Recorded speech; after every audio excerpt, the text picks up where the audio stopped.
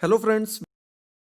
तो दोस्तों super TET 2021 की क्लासेस में एक बार फिर से आप सभी लोगों का बहुत बहुत स्वागत करते हैं। और अब आप सभी लोगों को अगर टीचर बनना है, अगर आपको और अच्छे से तैयारी करनी है, तो आज ही हमारे चैनल से जुड़ जाइए। और अब आपको लगातार डेली 2 क्लासेस मिलेंगी और जिसमें हम आपकी पूरी 100% बहुत अच्छे से तैयारी शुरू करने वाले हैं। तो आप सभी लोग आज ही क्लासेस से जुड़ जाइए। सुपर टेट 2021, जी हाँ दोस्तों, सुपर टेट 2021 की हमने प्लेलिस्ट भी बना दी है। डेली क्लासेस ला रहे हैं, अलग अलग सब्जेक्ट की चैप्टर वाइज क्लासेस, 200 क्वेश्चन, सब कुछ एक एक करके हम लोग कवर कर रहे हैं। तो इसमें हमने आपको साइंस की क्लासेस दे चुके हैं। आज उसी साइंस की सीरीज को आगे बढ़ाते हुए उसका हम नेक्स्ट पार्ट लेकर आए हैं। आप सभी लोग इन क्वेश्चंस को देखेगा। और पिछली क्लास में हमने जो आपको क्वेश्चन दिए थे, उनमें हमने आपसे एंड में क्वेश्चन पूछा था। वो क्वेश्चन आपके सामने लिखा हुआ और क्वेश्चन दिया गया था, टिटनेस रोग किससे फैलता है। तो दोस्तों हमने आपको बताया था टिटनेस रोग किसके किसके द्वारा फैलता है, किससे फैलता है। तो इसका आपका सही आंसर हो जाएगा, बैक्टीरिया से फैलने वाला रोग है।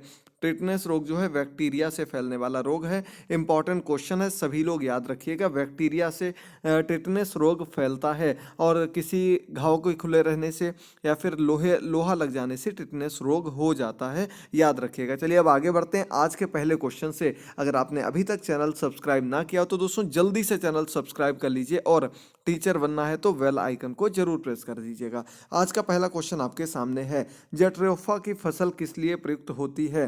तो जट्रोफा की फसल जो होती है दोस्तों, ये बायोडीजल यानी कि जैविक ईंधन बनाने के लिए प्रयोग में लाई जाती है। जैविक ईंधन के प्रयोग में क्या करते हैं, जट्रोफा की फसल का उपयोग किया जाता है। इसके अलावा एक दो अन्य चीजें भी होती हैं जो कि वर्तमान समय में जैविक ईंधन बनाने में प्रयोग में लाई जाती हैं।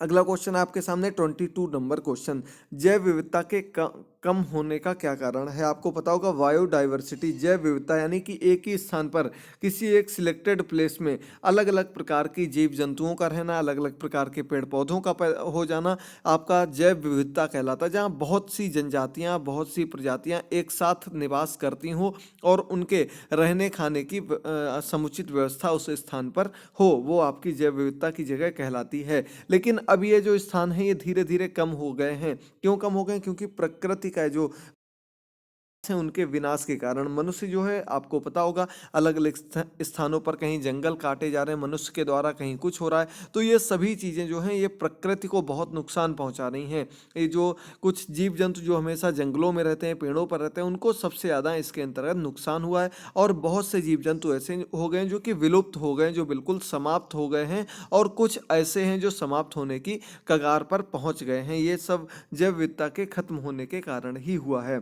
अगला 23 नंबर क्वेश्चन है, देश का प्रथम वन्यजीव कॉरिडोर कहाँ स्थापित किया जाएगा। तो दोस्तों वन्यजीव कॉरिडोर की यहाँ पर बात हो रही है और ये देश का पहला वन्यजीव कॉरिडोर जो स्थापित किया जाएगा ये मध्य प्रदेश में स्थापित किया जाएगा। आप लोग याद रखिएगा, एमपी में स्थापित होगा। इंपॉर्टेंट क्वेश्चन है, समझ लीजिएगा। अगला क्वेश्चन 24 नंबर क्वेश्चन, बागवानी के लिए कौन सी उर्वरक।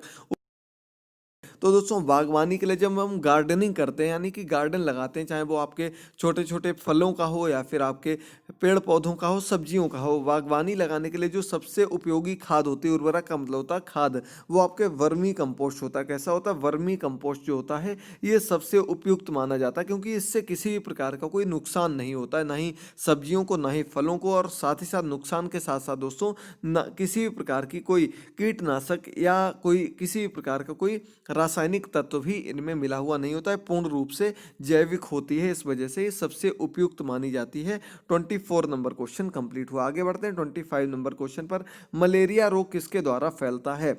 मलेरिया रोग आपने सुना होगा दोस्तों, मलेरिया रोग जो होता है प्लाज्मोडियम, एक प्लाज्मोडियम फाल्सीपेरल, ये एक प्रोटोजोआ होता है। यहाँ से आपके दो क्वेश्चन क्लियर हो रहे हैं दोस्तों। मलेरिया रोग का जो वाहक है क्या होता है, प्रोटोजोआ होता है। जैसे हमने आपको ऊपर बताया था टिटनेस का क्या था, बैक्टीरिया था, वैसे ही मलेरिया रोग का जो वाहक है वो क्या होगा, प्रोटोजोआ होगा और उसका नाम है प्लाज्मोडियम फाल्सीपेरल, ये इसका नाम है। 25 नंबर क्वेश्चन कंप्लीट हुआ। आगे बढ़ते हैं 26 नंबर क्वेश्चन पर, पौधों में पाया जाने वाला जटिल ऊतक का नाम बताओ। जो पौधों में पाया जाता है जटिल ऊतक, उसका क्या नाम है। तो दोस्तों जटिल ऊतक इसका नाम होता है जाइलम। एक और होता है इसके साथ फ्लोएम। एक शरीर में जो कह सकते हैं हम लोग खाना भोजन पहुंचाने के काम आता है शरीर नहीं पेड़ पौधों में, और दूसरा होता है जल पहुंचाने के काम आता है। जाइलम जल के लिए, फ्लोएम भोजन को पूरे पेड़ में पत्तियों के माध्यम से पहुंचाता है, और जो जाइलम होता है वो जड़ से जो खनिज लवण होते हैं, जो अन्य आपके पोषक होते हैं उनको खींचता है।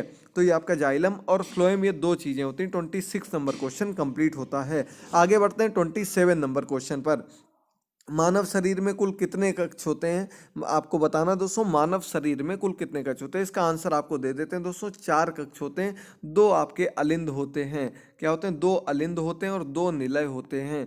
ये 4 कक्ष होते हैं। अलिंद आपके, एक दायां अलिंद, एक बायां अलिंद, और 2 एक दायां निलय और दूसरा बायां निलय। ये कुल मिलाकर के 4 कक्ष होते हैं मानव शरीर में, याद रखिएगा। अगला क्वेश्चन आपके सामने 28 नंबर क्वेश्चन है। मनुष्य के शुक्राणु का उत्पादन कहाँ से होता है? तो दोस्तों मनुष्य का जो शुक्राणु बनते हैं, जिनसे जो प्रोडक्शन होता है, जिससे कि बच्चे पैदा होते हैं, वो उत्पन्न होते हैं, ये शुक्राणु होते हैं, ये वृषण में बनते हैं। याद रखिएगा दोस्तों, महत्वपूर्ण क्वेश्चन है। जितना भी आपको पढ़ा रहे हैं एकदम सिलेक्टेड पढ़ा रहे हैं। जो लोग कह रहे थे थ्योरेटिकल क्लासेस, तो दोस्तों 1 जनवरी से आपकी बिल्कुल प्रॉपर एक थ्योरेटिकल क्लास चलेगी, दूसरी आपकी प्रैक्टिस सेट चलेगा, और लगातार ऐसी ही क्लासेस चलती रहेंगी। अगला क्वेश्चन है, पेयजल को जीवाणु रहित रखने के लिए कौन सा रासायनिक पदार्थ प्रयोग किया जाता है? पेयजल को जब हम जीवाणु रहित रखते हैं तो उसके लिए कौन सा रासायनिक पदार्थ प्रयोग में लाते हैं? तो इसके लिए ब्लीचिंग पाउडर का प्रयोग किया जाता है। पीने वाला जल जो होता है उसको जीवाणुओं से बचाने के लिए, यानी कि खराब होने से बचाने के लिए ब्लीचिंग पाउडर हो गया। इसके अलावा क्लोरीन का प्रयोग किया जाता है दोस्तों, क्लोरीन का प्रयोग भी करते हैं पानी को शुद्ध करने के लिए। अगला क्वेश्चन है आपके सामने, किस विटामिन की कमी से रक्त का थक्का नहीं जमता? ये क्वेश्चन हमने आपको पहले भी कराया था।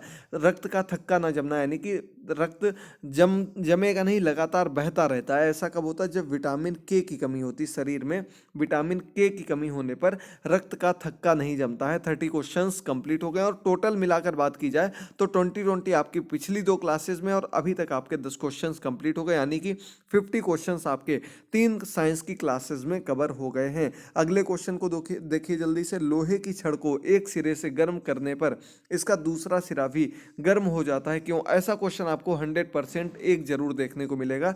यानी कि लोहे की छड़ को अगर हम एक सिरा गर्म करते हैं तो दूसरा सिरा अपने आप गर्म हो जाता है। क्यों? क्योंकि लोहा जो होता है सुचालक होता है।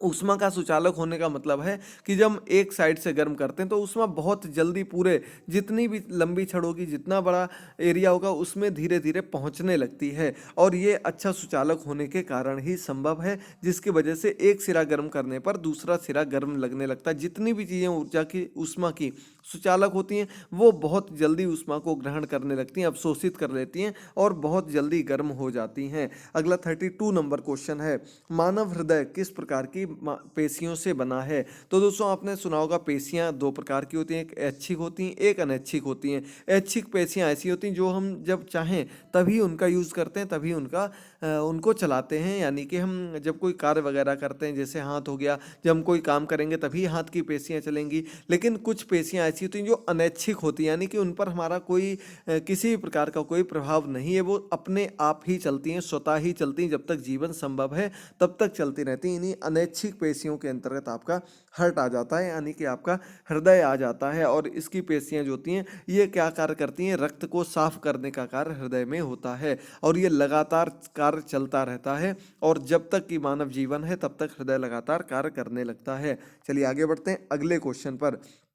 अगला क्वेश्चन आपके सामने, वस्तुएं जो मानवीय आंख से अदृश्य होती हैं सामान्यतः कैसे देखी जा सकती हैं? ऐसी वस्तुएं जो मानवीय आंखों से, यानी कि सीधे मनुष्य की आंखों से नहीं देखी जा सकती, वह कैसे देखी जा सकती हैं? उन चीज़ों को हम अल्ट्रावायलेट रेज कहते हैं।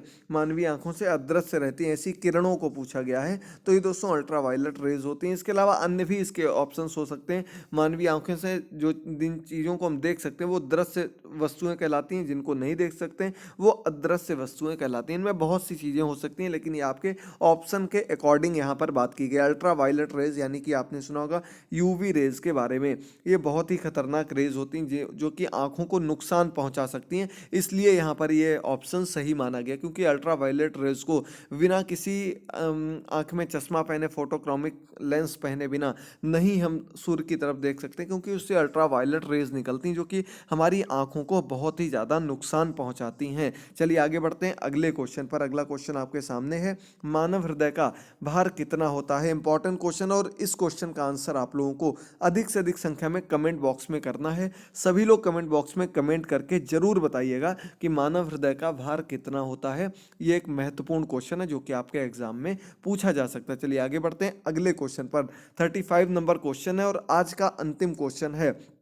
इस क्लास की पीडीएफ आपको आज शाम तक या फिर कल सुबह तक हमारे टेलीग्राम चैनल पर मिल जाएगी। सभी लोग टेलीग्राम चैनल को जरूर ज्वाइन कर लीजिएगा। आपको सभी क्लासेस के लिंक हो गए, सभी आगामी क्लासेस सब कुछ वहां पर शेयर करते रहेंगे। तो जितने अधिक से अधिक लोग हैं जरूर सभी लोग चैनल को सब्सक्राइब करते रहिए, जुड़े रहिए। और अंतिम क्वेश्चन को देख लीजिए, क्या दिया गया? खगोलीय दूरदर्शी किस लिए प्रयोग किया जाता है? आपने देखा होगा एक दूरदर्शी होता है जिसे खगोलीय दूरदर्शी, पतला सा होता है, और इसका उपयोग जो है दूर के पिंडों यानी कि ग्रह हो गए, चंद्रमा हो गए, अन्य तारों को स्पष्ट रूप से देखने के लिए किया जाता है। इसके अलावा जो ग्रहण पड़ता है, ग्रहण को देखने के लिए भी हम इन टेलीस्कोप्स का प्रयोग करते हैं जो कि खगोलीय टेलीस्कोप्स के नाम से जाने जाते हैं। तो दोस्तों उम्मीद करते हैं आज के सभी 15 क्वेश्चंस आपको बहुत अच्छे से समझ में आए होंगे, पूरी क्लास आपको क्लियर हो गई होगी। अगर क्लास क्लियर हो तो दोस्तों आज ही हमारे चैनल सफलता मंत्र को सब्सक्राइब करना मत भूलिए, बेल आइकन को प्रेस कर दीजिए। आपको टीचर बनाकर ही हमारी क्लास बंद होगी,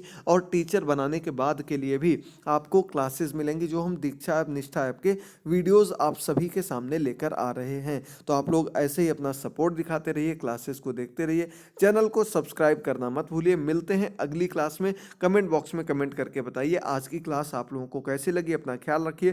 थैंक यू दोस्तों, गुड बाय, टेक केयर।